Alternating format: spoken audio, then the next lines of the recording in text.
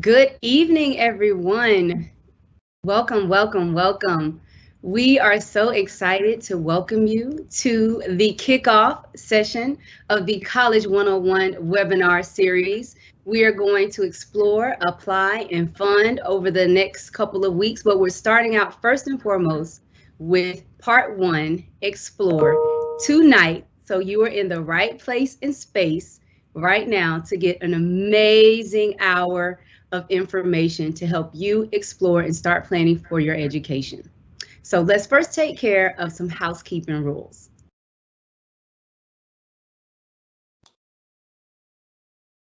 A couple of reminders are coming your way. First and foremost, we want to say thank you. Thank you, thank you, thank you to our College 101 partners.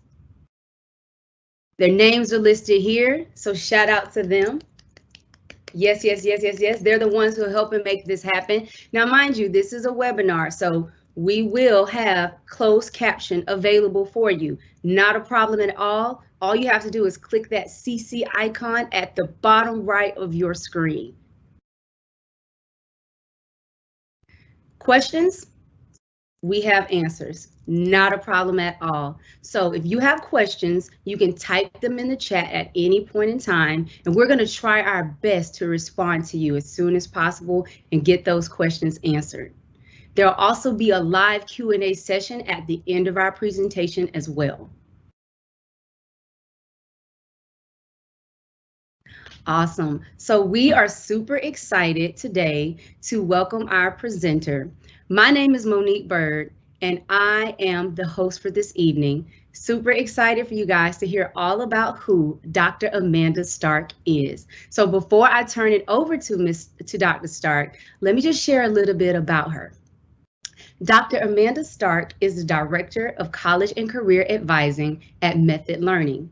Through her years of experience, Dr. Stark has helped thousands of students plan their academic futures, explore career options, and apply and succeed for college admissions and scholarships. She is co-author of the nationally recognized college admissions workbook, College Unmazed, Your Guide to Navigate the High School to College Maze. A graduate of the University of Northern Iowa, Drake University, and Creighton University, Dr. Sturk graduated with a bachelor's in education, a master's in counseling, and a PhD in educational leadership. Born in Iowa, Dr. Sturk taught in high-performing schools in Africa and Latin America before settling in Cape Coral, Florida. Along with her husband, Heath, and two teenage daughters, Eden and Ryla, Dr. Sturk enjoys many outdoor activities in Southwest Florida, including paddleboarding and biking. I am excited to introduce and welcome to all of you our keynote speaker, who's going to give you a ton of notes. So I hope, like me, you have your notepad and you are ready to take notes, because she is going to kick off our first session, which is Explore. Dr. Sturk, I'm turning it over to you. Oh, thank you, Monique. That was a wonderful introduction. I always appreciate that for sure. So very excited to see everybody tonight. This is one of my favorite webinars. I have been doing this for several years and always very excited to be partnering with Florida Shines and the Florida Virtual Campus and the Florida College Access Network and all the local college access networks out there. We are boots on the ground, doing the hard work, really making sure that all of our students have full access to really explore all the opportunities that our Florida post-secondary institutions and even high schools offer all of our students. So I really don't need to go too much into me, because Monique had such a great introduction. As she said, I am the one of the co-authors of College Unmazed, and I just love what I do. When I was a school counselor and a college counselor, you know, a lot of the questions I get from families, I get from multiple families. And so I really just looked for sort of a one-stop shop. If I'm going to give the best information to my families, what would that be? And what would the sequence be and the scaffolding be? And so it's so important, because so many students are sort of questioning, do I go to post-secondary education? What does that look for me? And what do I do? So all of the resources at College Unmazed and all the work that I do in my college and career advising, it really is to support the students, the school counselors, the parents, everybody out there that is really trying to help their families navigate this. So always excited, and always feel free to email me, follow me, whatever it is. I would always love to connect with any of you. So I'm going to jump right into the information, because I think this is the most critical of really everything, is kind of why post-secondary education? Why do I need to explore my options outside of high school? And we are going to kind of dive into some exploring options in high school as well to get ready for your post-secondary. But really what it comes down to is we all want to feel safe and secure and have a good job and be able to support not only ourselves, but our potential families. And so it's really critical when we're looking at the data and the information that education pays. Post-secondary education pays. And when you're looking at this chart, what you're seeing is as students get continue to get higher degrees, such as a vocational degree or a career technical education, or a 2-year degree, or a 4-year degree, or a master's degree, or a doctorate degree, that your pay increases. Over time, the difference between a high school diploma and a 4-year degree is over $1 million in somebody's lifetime. $1 million. I don't know about you, but if I had $1 million sitting on my desk right now, I would take it, right? I would make sure that I feel like I won the lottery. And that's really what post-secondary education can do for you. It's like winning the lottery. And so what we don't want is, we don't want students to get into post-secondary education and not know how to use it and then not be successful. And the worst type of sort of like loan debt, or going to college, is when you don't finish, because like I said, you might have loans, you might have credits that are just kind of hanging out there. So we want you not only to go to a post-secondary institution, but we also want you to be successful once you're there. And the bottom line is, especially here in Florida, 65% of our jobs require some type of post-secondary education. So when a kid sort of says, oh, I don't need to go to school, I know such and such influencer that didn't, or I know this person that didn't, the majority of people, 65% of jobs, require some type of degree or certificate. So we really are all here under the premise that we have lots of options for you to explore, and we're going to talk about that tonight. So don't forget, again, as Monique said, if you have any questions as you get going, definitely put those in the chat in the Q&A, and we will be answering that. So one of the things that I find in working with families and students all across the state and the nation is they sort of mix up how to talk about college. A lot of students think, oh, I want to go to XYZ college. And you could, put in UF in there. You could put in, if you want to go to Florida State or USF or UCF or Harvard or Princeton or wherever you want to go. A lot of people think that this is where I want to go. And then once I get there, maybe I'll figure out my major. Once I figure out my major, then I'm going to figure out my career. The problem is when students have that mindset of college thinking first, then a major, then a career, several things happen. One of the things that happens is students are not graduating on time.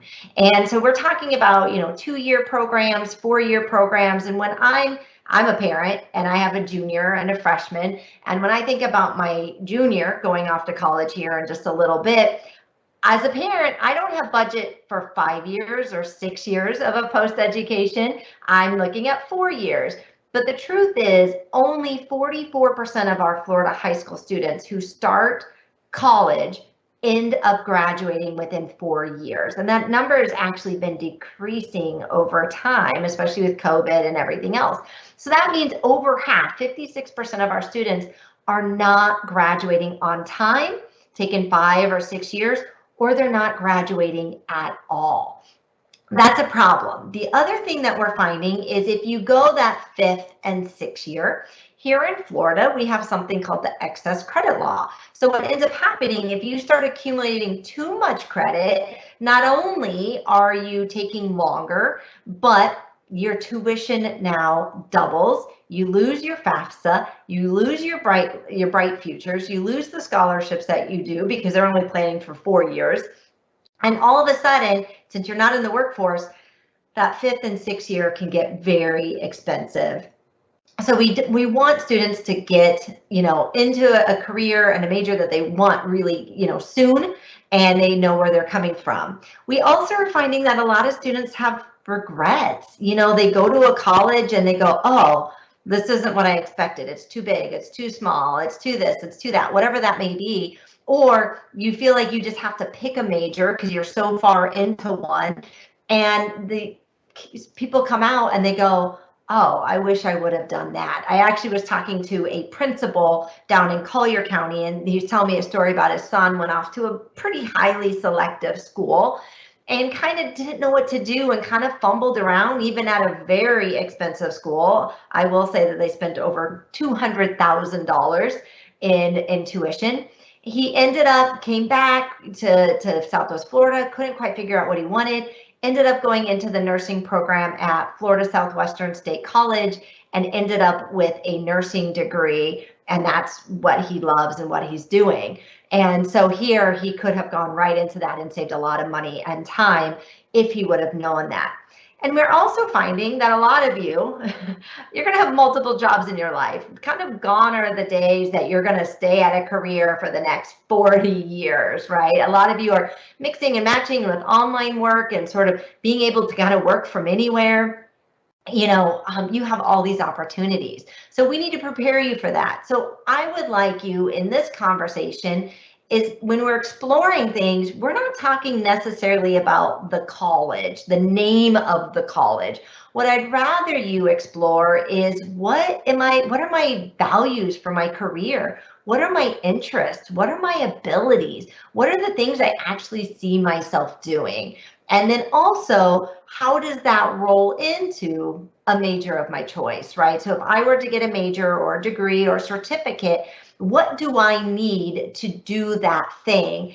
And then we choose a post-secondary education or institute that meets that major and career opportunities. So that's why I'm going to kind of flip the script. So I'm not going to talk about, the state university system and, oh, you got to go to this college for this thing. Part of it's more about sort of theoretical, who you are, what you need, because again, I want you to be successful, not just end up somewhere. I want you to actually, and we all do, we want you to go there. We want you to be successful and happy and thrive and graduate, right? So that is a key thing. So that's kind of the thinking of tonight, but I wanted to frame that so you kind of know what we're talking about. So one of the things, again, we're sort of starting the conversation with careers, right? So one of the things I would love for you to sort of explore in your mind is I'm not saying what's your major. I want you to think of more of what you're thinking in what we call career pathways, right? So kind of what domain am I interested in? Because a lot of kids will say, yeah, I really like I want to be a doctor. But a lot of people that say they be a doctor, really what they're interested in is healthcare. Right? And that could go from nursing or physical therapy or maybe, an EMT, or there's so many different opportunities within the health sciences. So instead of just saying doctor and thinking, oh, doctor is my only option, think about health sciences as a group and explore those opportunities, because what's my time that I want to commit to this, to going to post-secondary education? What are my finances to be able to do so? Is it the career that I actually want to do? So, there's health sciences, there's public safety. I used to run the dual enrollment program at Florida Southwestern State College, and with all the CSI and all those TV shows, like everybody coming in is like they want to be something in like criminal justice or criminology or crime scene forensic. We actually had a class where they buried this like dead pig and it was this whole crime scene, and it was pretty cool. So, public safety, maybe it's business and business adjacent, maybe it's HR or marketing. I was helping a student today and they're going through their Florida State University app, and they're like, Dr. Sturck, business isn't listed here. HR, marketing, finance, advertising. It had a whole different majors, and she's like, well, I just want business. And I'm like, you got to be a little more specific than that. That's a pathway. We got social behavioral sciences, we have STEM, science, technology, engineering, math, we have the arts and the humanities. So I really implore you, again, thinking of kind of what's the area or the pathway that I'm thinking. If you don't know, some of the things that you can start doing is learning about yourself, sort of asking people around you, your college support network, like your school counselor, your teacher, your parents, maybe some good friends that are really keeping you sort of up and going. But learn about who you are, try different things, explore your opportunities. And then you want to really explore your options within high school. And we're going to talk more about that to see what do I actually really like. So for example, I'll tell you a story about myself. So I always wanted to be in education because I knew, well, one, every report card I ever got said, Amanda likes to talk a lot. So I knew I needed a job where I could talk all day long, like to people. And education, they're a captive audience. So I was going for teaching and I'm like, oh, I won't make any money. So I'm going to go into business. And I'm thinking, oh, maybe interior design and flipping houses, like that was kind of, brand new back, 20, 25 years ago. And I took an interior design class, and very quickly, one class, I knew I was never going to be an interior designer. That is, I don't see it, I don't understand it, it looks pretty, but I can't make it. But I had to explore that option. I had to take a class, I had to try something. So it's really important to not only explore to see what you like, but also explore to see what you don't like, right? So that happens. And then create a plan with, again, that college support network. And I'm going to use that term often because I think it's really critical that you're tapping into the people that love and support you, but yet have knowledge of sort of the world of work and the world of higher ed and what's available to you. So work with them and develop a plan. So I give you a few resources that I think is really fantastic. Obviously, Florida Shines, and we're going to have the partnership with Zello coming up, and they have a really cool career assessment. College Board, Road Trip Nation are some of my favorite videos that I love if kids are looking for different career options and what's available. And one of the other sites, it's not super pretty, it's a federal site, but ONET has a really good interest inventory that I like students to do. And then it actually connects you with different career pathways. And it'll tell you, if you get this career, this is how much money you can expect to make. And this is the degree or the certifications that you need. And this is what your job would look like. And so taking those opportunities to explore and really look at things in more career pathways in a little bit broader terms than very specific.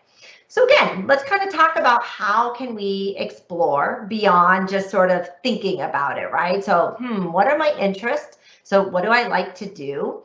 What are my abilities? So I don't really like math all that much. I like statistics, but I knew I wasn't going to be in math. My mom was a phlebotomist, and so I remember going in, and it always smelled to me going into the lab, and so I knew healthcare was not going to be my field. And so, you have to sort of know like what your ability is, right? Are you able to do that job, whether it's a physical ability or a mental ability to be able to like do the math or the science or whatever it's required. But you also have your values. What's important to you? Is it making a lot of money? Is it having summers off? Is it sort of work-life balance? Is it sort of being the owner of your own destiny and kind of being an entrepreneur or a business person?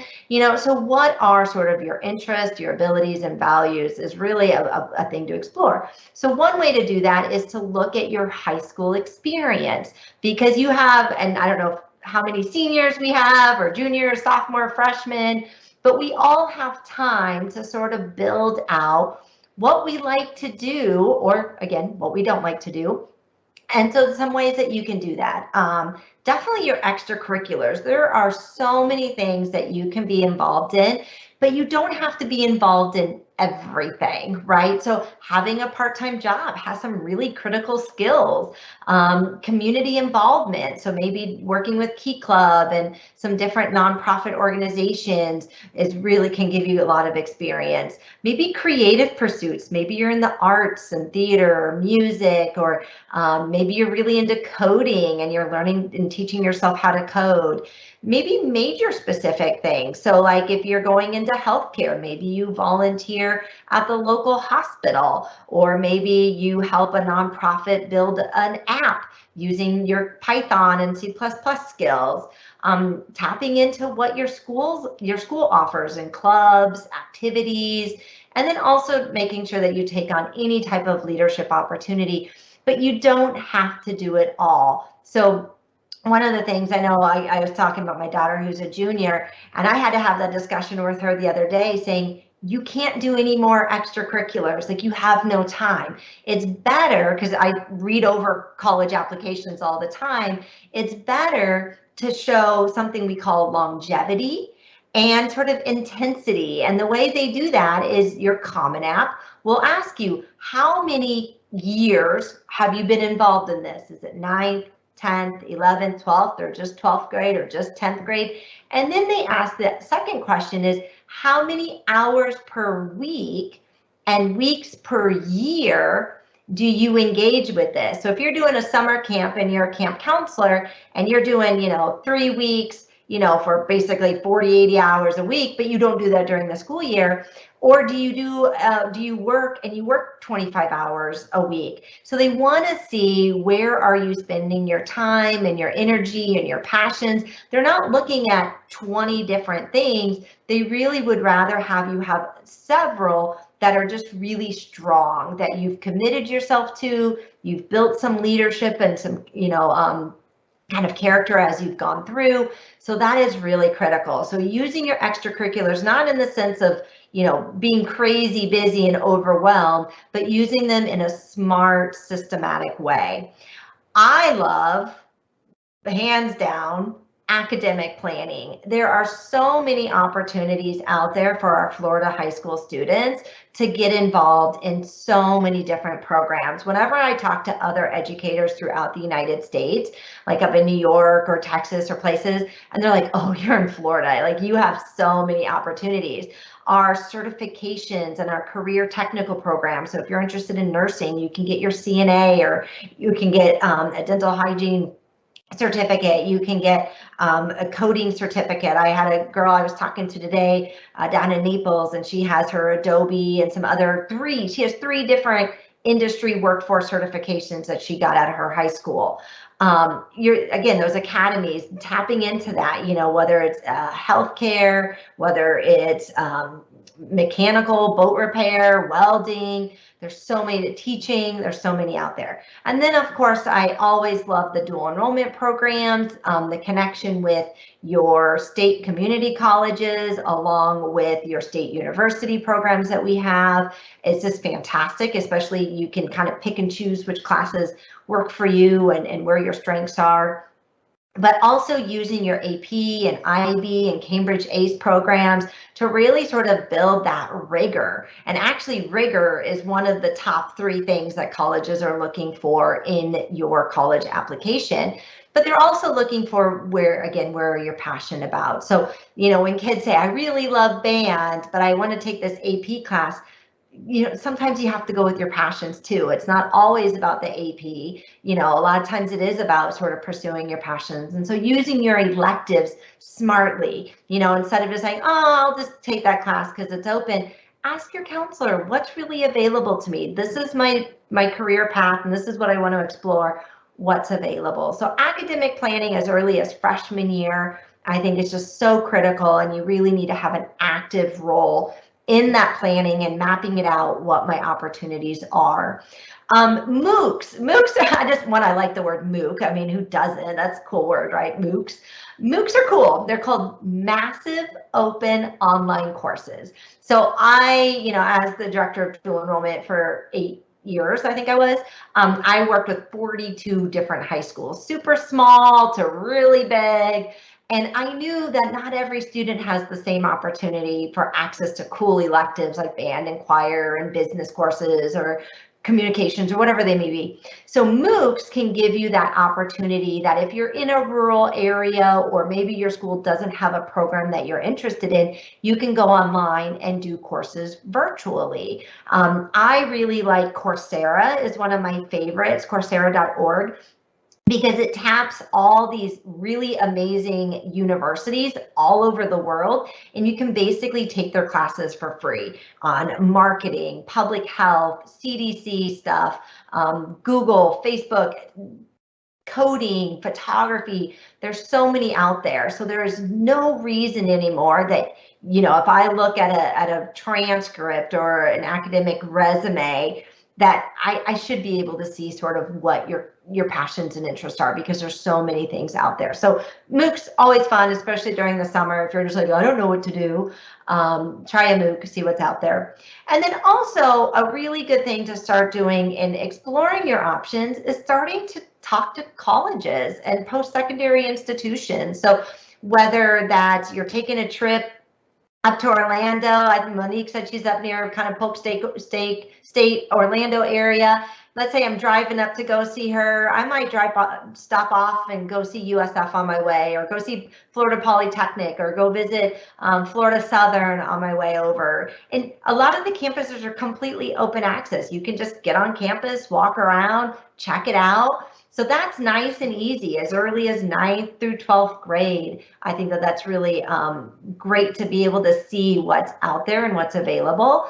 The formal tours are always great. Signing up, going, having the little tour, giving the little, letting them have the little spiel. But also when they come to your high school, colleges are coming all year long. They usually do a big push in the fall and a big push in the spring. But those times that they come to your high school and you have that little more one-on-one time that you can talk with them, amazing. Go talk to them. Sometimes, we have this coming up next week, Lee County, which is where I'm at. I'm in Fort Myers area.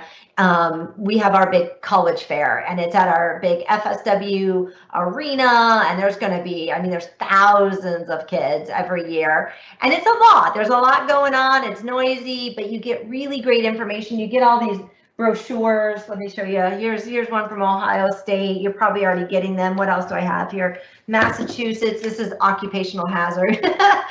This is Massachusetts College of Pharmacy and Health Sciences. But these are really great, and these are nice to keep, because when I talk to students, they're really good to use for your college applications. When they ask for things like supplementals, like little questions about why do you want to go to Ohio State, I can look at my brochure and be like, oh, Ohio State believes in your academic goals and personal ambitions. So they're really nice. So these are actually, don't throw them away, hold on to them, keep a little folder, but they are really nice to keep on there. So lots of different ways to explore, using extracurriculars, using your academic planning, using MOOCs or other kind of virtual things where you don't have to pay a lot of money. I'll give you an example. My daughter got a notice in the mail, just like all of you do, and it was a summer organization. I won't say what it was, and it was only $4,500, and you got selected, and you're a bright kid, and for $4,500 you can come. There's a lot of really cool things she can do at home, virtually. Take a class with University of Chicago or Penn University or University of Penn or wherever it may be, that we don't need to pay $4,500, right? If your family can afford that, that's fantastic. But there's so many opportunities that it doesn't cost hardly any money at all. I'll give you an example just of my daughter. So she's actually in an early college, which is where you do 2 years at your high school, and then you do 2 years fully enrolled at the college. And she was looking for a research opportunity, and so she was Googling LinkedIn, some people, and there was a gentleman at our local state university, Florida Gulf Coast University, that was doing some really cool brain research. So she's like, I got nothing to lose. She emailed him, this is what I am. I'm a high school student. I'm dual enrollment.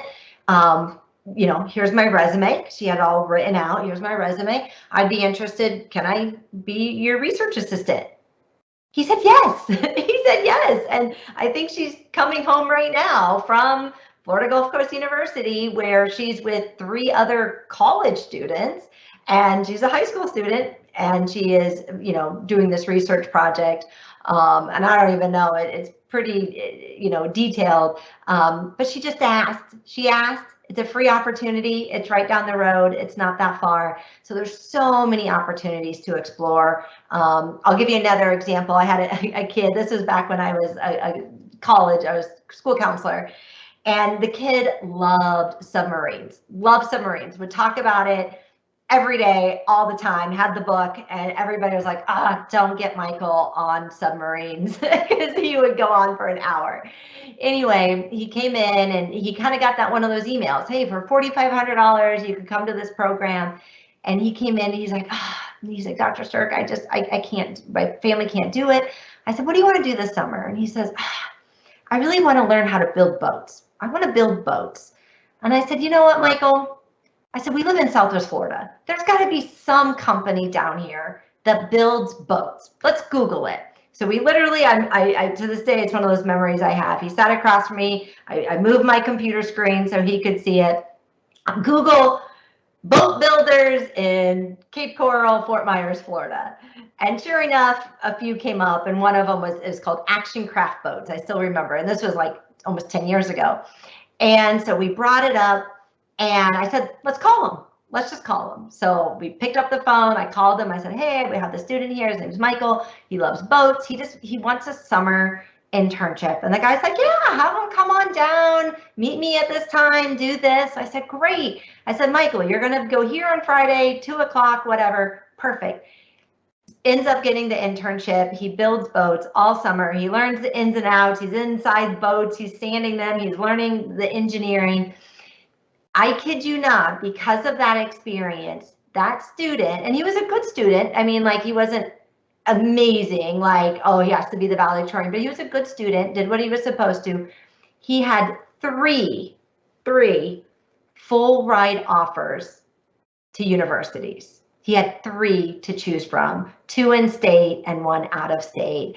And he ended up in civil engineering, and really he credits so much of that from that one phone call, that one, hey, let's just put myself out there, explore my options, see if this is what I want to do.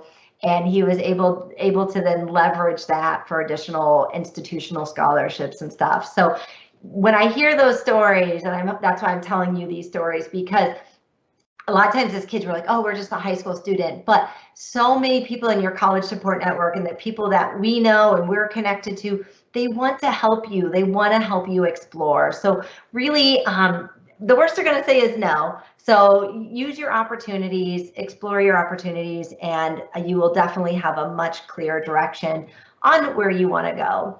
So on that, so once you're kind of thinking, okay, I kind of know what I want to do, I'm exploring my options, now you need to explore what's out there. There's all different types of degrees and certifications, and they come in all shapes, sizes, locations. It's crazy. It's phenomenal what is out there. So I think this graph is really interesting because it kind of just shows you the progression of how post-secondary education goes. So you have time from anywhere as early as 6 months, even some are a few weeks, 6 months to 18 months. You can get an industry certification where you just take that program. You're not really taking the math and the science, and you're directly employable after that certification. And some of the certifications, you can make a lot of money and do really well. So great, you can get in, you can get an employable and get working. You could also take that certificate and you can roll it into other degrees, such as using those as electives or so forth. And you could do an Associates of Science, which an Associate of Science is a little bigger than a certificate, usually takes anywhere 2 to 3 years. They still have a little bit of math, a little bit of science, but instead of taking maybe 2 or 3 math classes, you only take 1, right? But most of the credits are all those directly employable. Like, I am teaching you a specific skill and you are going to go on and go directly into the workforce. Then you have the Associates of Arts, which is 2 years, and that's where a lot of our state colleges, community colleges do, and they offer a lot of certificates, Associates of Science and AA degrees. But an AA is really your first 2 years of a 4-year degree. So while you can be employed after an AA, the goal is really to keep on going. So that would be, and usually the AA and the bachelor's degree, that's where you get a lot of your what we call 2+2 partners. So you do 2 years an associate's degree at like a Santa Fe, and then you transfer to UF, or you start at Tallahassee Community College, TCC, and you transfer to FSU. Now, you don't, if you go to TCC, your only option is not FSU. You could go to any of the state universities or go out of state. FSW is with FGCU and so forth, right? But the goal is you start your math and your science and your English and those sort of major courses, and then you'll go on. But some of our community colleges, state colleges actually do have 4-year degrees, like in education, in business, criminal justice. There's quite a few out there. And at half the cost of a bachelor's degree at our state university, it's a very good choice for a lot of people, right? So you can, if you want to be a teacher, it doesn't really matter where you go to school. It's just, do you have your certification, your 4-year degree? So if I know I'm going to be making the same amount of money, if I'm a teacher here in Florida, okay, this is truth. If I got a 4-year degree from Harvard or a 4-year degree from Florida Southwestern State College in education, we get paid the exact same amount of money as a teacher. Everyone gets the same salary, and it's just based on experience. It's not where you came from. Now, other degrees, obviously, going to Harvard might get you other doors in different, areas, but in a lot of the high need areas, a bachelor's degree doesn't matter where it comes from as long as you have that degree or certificate.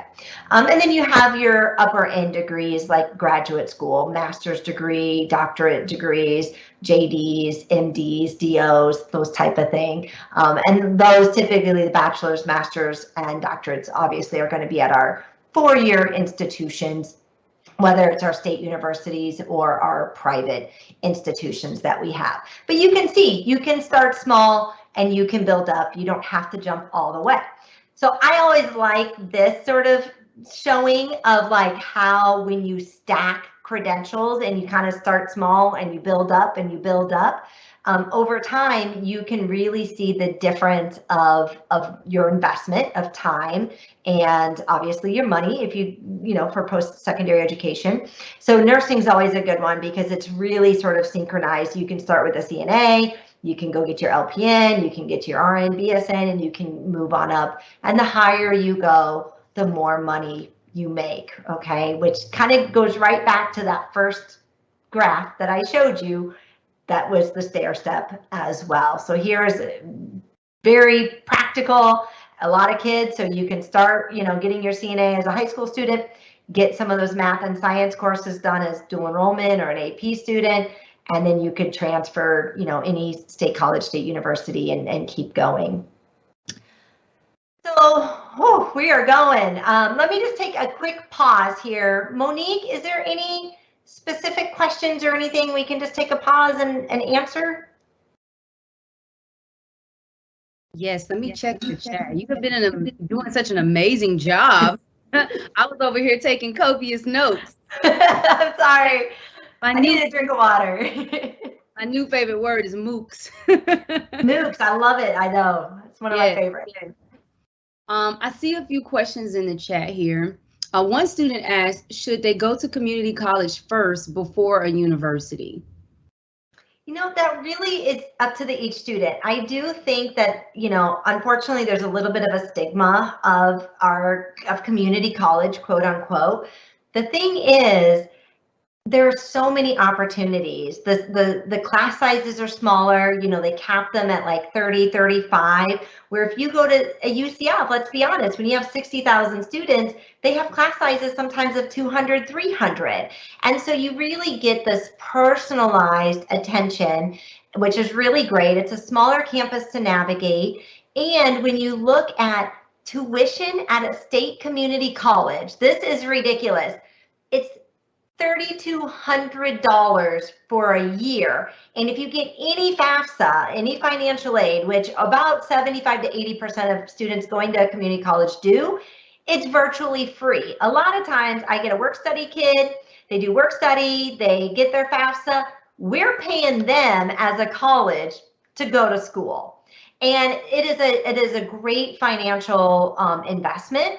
And I think, you know, at the end of the day, people just care where you ended up, right? They care like, what skills do you have? How did you build your resume? What did you do?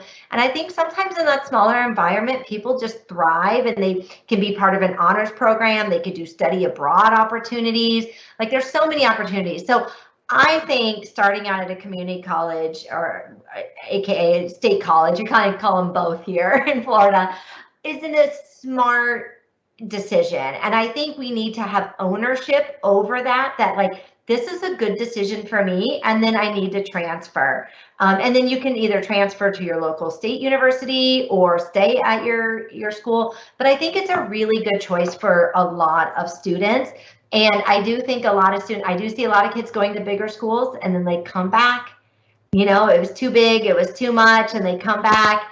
And if they would have just started and been okay with that, I think it's just such a great opportunity. So I think it's a great opportunity. It's up to you. I would definitely explore it. Talk to your counselor, talk to the school, go visit the school. But they have some amazing programs that I wish if I could have tapped into as an 18-year-old, it would have given me a lot more direction and would have saved me a lot more time. Great question. How about one more, Monique, and then we'll get back to it. Excellent question. Excellent question and awesome answer. Let's see here. Do you have any tips for building a strong portfolio for college applications? I do. So like I kind of mentioned in that explore when we were talking about extracurriculars, is going deeper. Don't be shallow in your activities. Really think about, is this something that I can commit my time and energy to and sort of build? Because not only are they looking for sort of what you did, they're looking at your character and your leadership and sort of your work ethic and where you're putting your time and energy. And it's okay to be a self-learner by doing MOOCs or doing something online. But I do think that, you know, kids today, they're getting spread too thin, and then that affects what they're getting involved in, and it's affecting their grades. And to be honest, it's affecting your mental health. So it's better to like scale back a little bit and go a little bit deeper and really commit yourself. And the colleges today are really looking more for the memorable student, the student that really committed to something, not somebody that's like so anxious and you know, overwhelmed that they're not doing well. So great question. Absolutely agree. It's so important to try and find balance. 100%. All right, well, we'll come back at the end. So keep those questions coming and we will definitely answer those as we get going. So we'll go on to the next slide, which is the 6 keys of college fit. Now, we talk a lot about this in our College Unmazed workbook because I think it's so critical to the process. And you have probably heard your counselors and your parents, we say it a lot. We're like, so what's my fit? What's my fit? Like, where do I belong? And what's been hard up until now, we couldn't really quantify fit. Like, what does that mean? What does my Amanda's fit mean versus Monique's fit versus Ashley's fit or Tony's fit, right?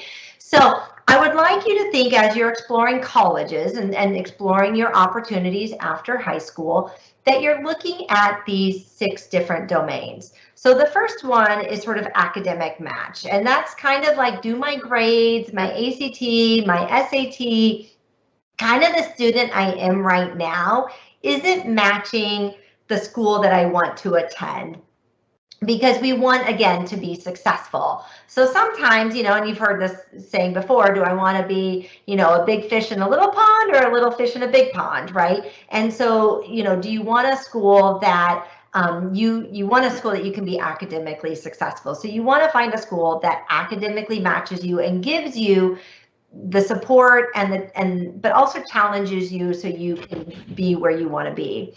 Career match, right? Do they have the opportunities beyond a major? Okay, this is beyond a major. This is including like career services, internships, you know, opportunities to really sort of explore what you like to take. What does it do when, can I take like just a 6-week class, or can I take a shorter class or a 1 credit class? Or what if I wanted to study abroad for the semester? What would that look like? So career match is a really good opportunity, because not only do you need to get the major, you need to also get a job after that major. So you want to make sure that that school provides those opportunities to be able to do that.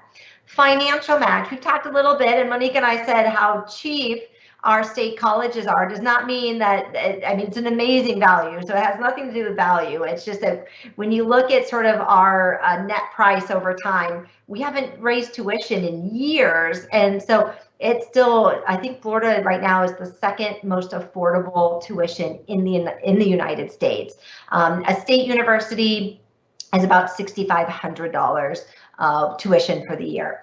But you want to see, like, what's my family, what are we able to spend? What about financial aid? What does my net price look like? And I know you guys are going to be talking about funding, so I'm not going to go all into that. So come back if you want to know more about financial match, because I know they're going to be talking about that in the next the second webinar, right? Third, I guess.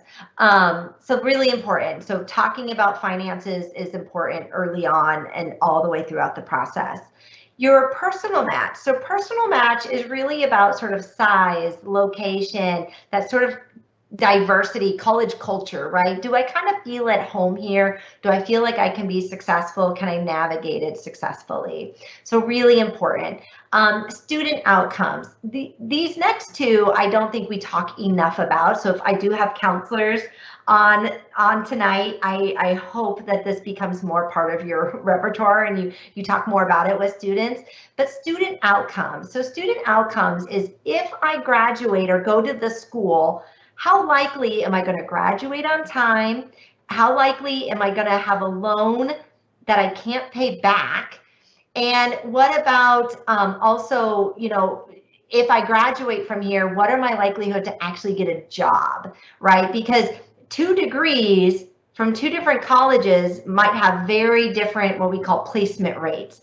And that shows the strength of a program. So knowing the student outcomes is really important. So if I'm going to go here, what are the long-term effects that I can have? And we have that data. That if you use College Board or College Navigator, you can find out that information for each college. We have to report it. And lastly, student support. I cannot say enough that one of the huge aspects, if all of you on here tonight take this away, then I have done my job. We have to talk about mental health. And if you're going off to college, what are the mental health support services? What are some of the things that they can do when you don't understand content or curriculum? Or if you have a 504 or an IEP, you have accommodations, how are they going to support you? I want to know how and when, and what it takes for me to actually have access to the programs that I know I need to be successful. So for example, I was one of those students. I graduated with 180 credits. Now, I just kept going to school for a long time, switched majors, took summer, study abroad, and I have 180 credits. So just so you know, 120 is like, what the requirement is. So I went way over. And I remember I finally sat with an advisor my first time, and I think it was my senior year, and he goes, you actually have a history degree. And I go, what? He's like, yeah, do you know these classes that you randomly took because those were your passions and your interests? You have a history degree? And I'm like, no, I don't. And he's like, yeah. I didn't know what an advisor was. I don't know. I had to go do a grad check. And that was the first time I'd ever seen an advisor. I was just picking stuff. And funny, when I went into education, I ended up being a history teacher. Like, now it makes sense looking back as, a 40-something-year-old, like why I chose the classes I did. I didn't understand at 18, but I wanted to make sure that, you have your advising services, you have your tutoring services, because there is going to be a time, not for all of you, every single one of you on here, that you need support. And anything, career, internship, study abroad, again, accommodations, whatever that support is, you want to make sure that the college that you're going to you have access to it, it's easy, and you know that that's really critical. So for example, just recently, I'm down here, like I told you, in Fort Myers. We had the hurricane. Well, you guys had the hurricane as well, right? And luckily it missed us this time. Last time it did not miss us. We had Hurricane Ian and destroyed, there's like $50 million worth of damage on our college campus and our community and everything else. And so how did our college respond during that? What happened when we had to evacuate? What happened to the dorms? Like, these are some of the questions that we need to ask. Heaven forbid there's a shooting on campus. What's the communication? Unfortunately, our local state university, they had an accidental drowning. They have a lake, and it was right before school, and a kid fell off and he drowned. What was the communication like? It was superb. I will tell you, the communication was superb. But these are the things that we have to be informed consumers. We have to not be passive explorers as we go through this process. We have to ask these questions as we visit campuses, we talk to admissions, we're looking at websites.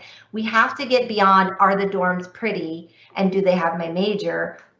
You need to know what programs and what's going to happen for my success.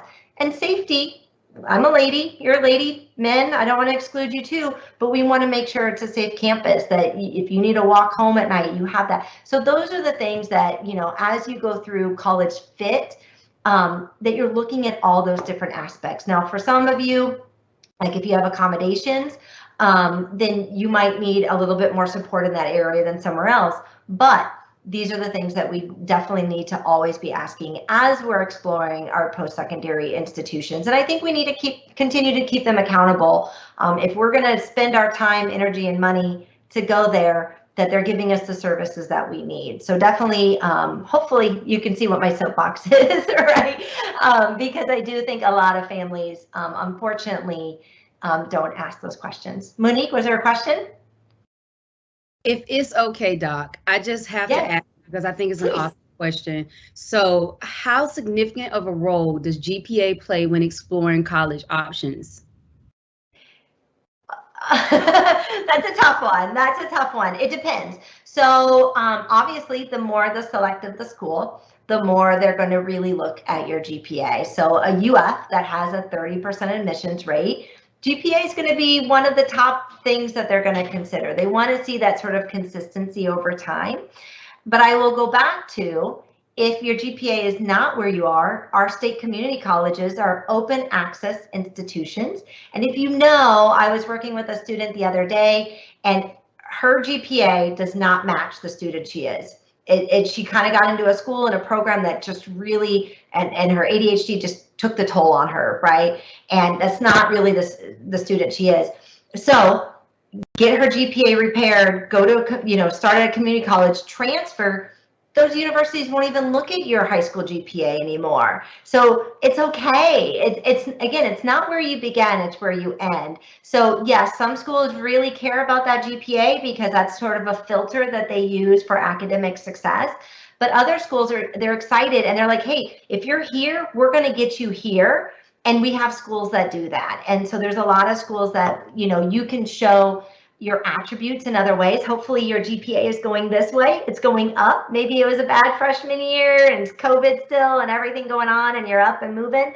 But those are things, letters of recommendation, you know, essays, like those are things that you can maybe explain, maybe undiagnosed. I just was working with a kid that he just found out, he's a senior, found out last week he has dyslexia. He never knew until he started taking the ACT and was like, why am I getting like a 19, you know, or an 18? And here come find out he has dyslexia. So you can use your application to explain those, or you can find schools that want to support you and get you where your goals are. So great question. I love that. Awesome. So I'll just kind of lastly talk about some other programs to explore. These are, again, I've mentioned a few of these already, so I'm not going to spend a lot of time. But again, as you're exploring options, I think it's important that you know what options are available. So we've talked about your 2+2, your community college plus like a state university college or a transfer policy. We also have other ones called like 4+1 or 3+2, which is bringing in a bachelor's degree with a master's degree. So they're kind of like, if you have like kind of 4 years and 3 years, they're kind of combined. Like usually that fourth year and that first year are similar. And little did you know, if you graduate early from a state university and you have bright futures, you can actually use some of your bright futures up to 12 credits at the undergraduate rate for a master's degree. So if you want to keep on going and get that master's degree, you totally can. Colleges That Change Lives is a really cool program. And that really is it's a transformational type of program. Our historically Black colleges and universities are HBCUs. We have several here in Florida that really are, really believe in that mission and really supporting all students. There's honors programs, there's internships, learning opportunities, limited access. Those are like certain programs where just because you applied to a college, you might not get into the college. So you want to be careful of those. And then of course, study abroad opportunities. So lots of different opportunities to explore to really get where you are. All right. Oh my goodness. I know we've asked some questions. So Monique, let's take a few more minutes and finish up. And again, any of us will always answer questions offline too. So Monique, any good questions to finish out? Absolutely. I just saw one. Let me see here.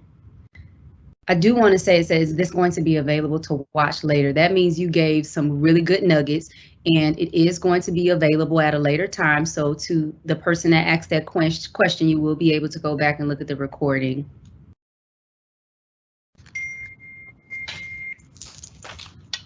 Okay.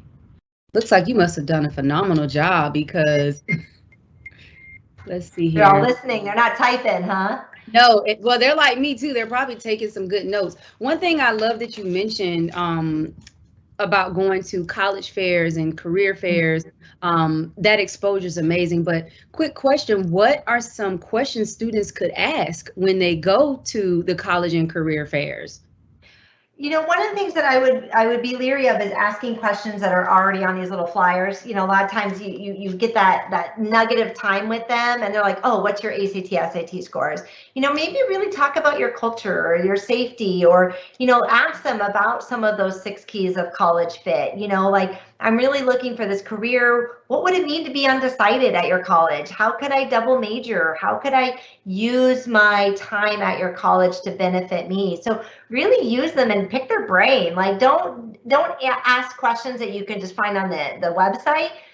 These are experts in college admissions, so definitely ask them about what they feel, like what makes them excited about going to that college and doing that. So I would really kind of hone in on the 6 keys of college fit and one of those questions that's most important to you as a student.